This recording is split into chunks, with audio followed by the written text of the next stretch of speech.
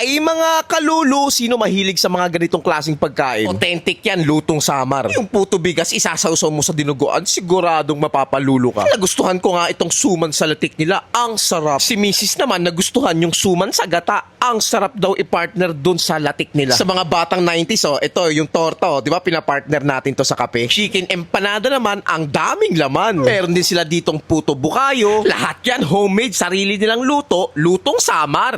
Dito lang yan kay Mama Rosario, Native Delicacies. Located sa 1213 Craig Street, Sampaloc, Manila. Pwede rin kayong umorder sa online page nila. Siya pala si Mama Rosario nagsusumikap para may pangtustos at panggamot sa pangangailangan ng kanyang asawa. Meron siyang sakit na autoimmune disease na myasthenia gravis. Kahit bumili kayo ng isang pirasong paninda ni Mama Rosario, malaking tulong na sa kanya yan. Kung malayo naman kayo, share mo lang yung video, malaking tulong na yan kay Mama Rosario. Kung malapit naman kayo, tara, puntahan na natin. Dating driver ng jeep, pero mula nagkaroon siya ng sakit na myasthenia gravis, hindi na siya nakabiyahe.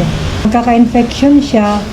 Ang sakit kasi na yan, pag nagkaka-infection, nahihirapan sila huminga, hindi na sila nakakagalaw, hindi na makakain. Gamot na IVIG, yun yung tig 500,000. Iniimbitahan po namin kayo na tikman po yung aming mga kakanin para rin hindi lang sa matutulungan kami para sa mga gamot niya. Matitikman nyo rin yung kakaiba naming mga kakaning Samar po. Kakanin na mga summer delicacies. Tulad nitong torta nila, kita mo naman sa mga batang 90s yan, alam niyan. Para siyang torta cake na. Yun, gano'n. Tikman natin.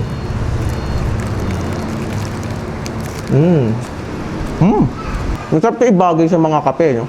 Kape, Milo, no? Sa partner mo ng mga drinks, sarap. Naalala ko tuloy yung pagkabata ko. No. Suman sa lihiya, 30 pesos na may kasama ng latik. Ayan, Ayan natin yan, yan,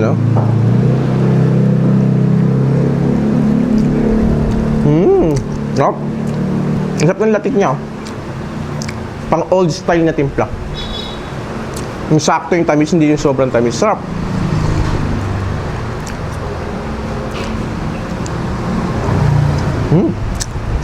Yun, at meron din sila ditong chicken empanada. Ayun, grabe naman yung laman sa loob. Hindi tinipid sa laman. Napakasarap. Kaya kung mahilig ka sa chicken empanada, meron din sila ditong pork, kaya lang lulutuin pa. Available din ang chicken empanada at saka pork nila dito. Panalo-panalo. Halos lahat siya mga recipe ng Samar. Nag-open kami ng 6 a.m. to 6 p.m.